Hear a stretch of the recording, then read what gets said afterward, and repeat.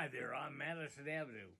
And I became a comedian in 1993 when people didn't want to hear me play heavy metal. So I came up with the name Mattison Avenue, spelled Avenoo, and Mattison is a take on my name. And it all started because a guy wanted to have me be on his cable access show, but he never finished going to the classes to get certified, so I did. That's how my TV career started. And, I used to play at the comedy clubs and get paid better than I ever did for music. It all started with a joke I came up with when I got sober. I quit drinking and half my friends vanished. My sponsor says it was just a double vision clearing up. Ha ha ha! There's nobody here to laugh, so laugh for me. And anyway, welcome to Mattison Avenue.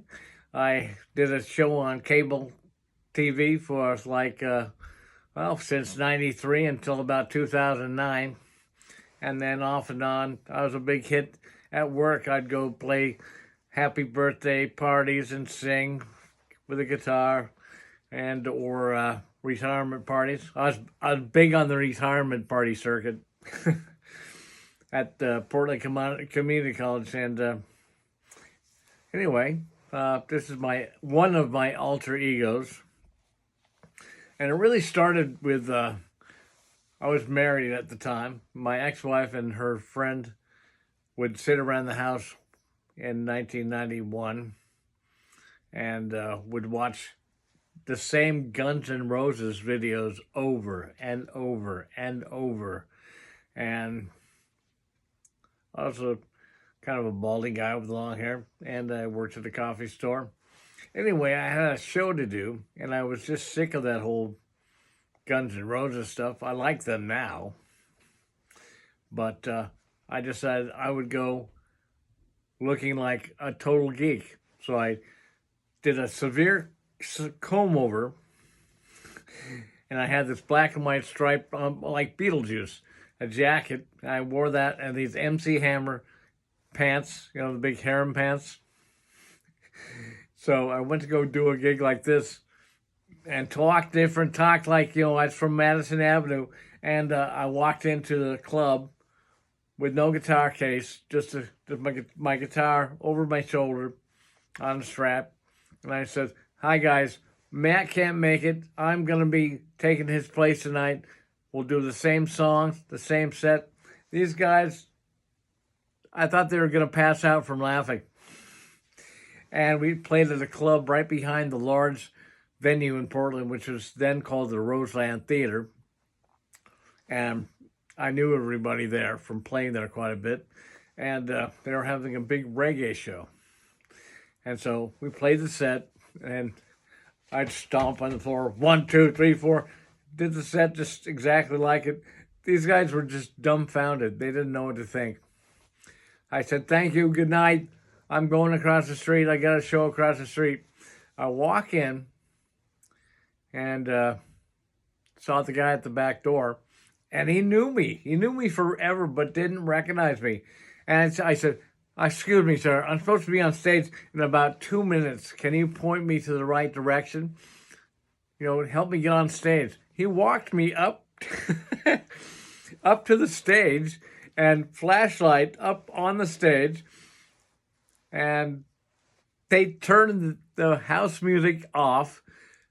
They brought the house lights down and turned the mic on. And I started telling jokes, like the one about quit drinking. And the place erupted in laughter. And I said, I don't even know what's going on here. I just came in from a show I did across the street back there, and you guys look like you're having a good time tonight. And if you treat every performer like you treated me, you'll never see a bad show. And I got to go now. And as I walked off the stage, they started to recognize me. And Mattison Avenue was born that night. So I decided to keep doing it and looked into doing stand-up comedy. And I opened for quite a few big guys who are big now. But they are playing this local club called Harvey's Comedy Club in Portland, Oregon. And I also had a band called the Bloomstone Brothers, because my friend Joe Bloomstone had all these crazy songs like "All That I Want Is a Cookie," and we get high and drunk and sit around and do these stupid songs. So I decided to make a band out of it. And I had a drummer, a guy named Mongo from this well-known band called Johnny Limbo and the Lugnuts here in Portland.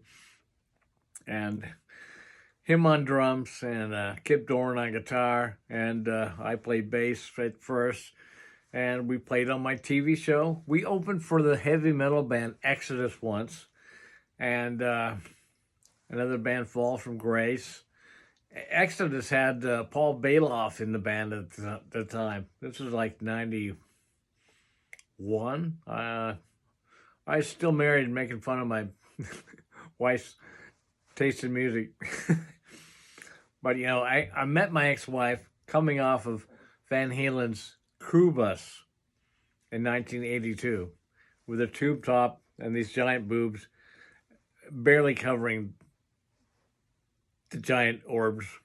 And I thought, the girl's for me. And she's a great friend of mine now. And yeah, definitely changed my look on women and taste in women. No more rock chicks. No. They have more baggage than Imelda Marcos. So that's what I did, man. That's how it became. And I was on TV forever. And they kept playing my shows. I'd call up and they go, during COVID, they knew my, caller ID. They'd say, this is the Mattison channel, because I was the only guy turning shows in during that first year of COVID, and that's how they got their programming. And it took all my old tapes and digitized them, and they've aired those all the time. I'm like the most played person on cable access TV in Portland, Oregon, and it's pretty fun. I never know who watches a show. Only later on I would see people and say, wow, I saw you on TV a long time when I was a kid. Oh, great. So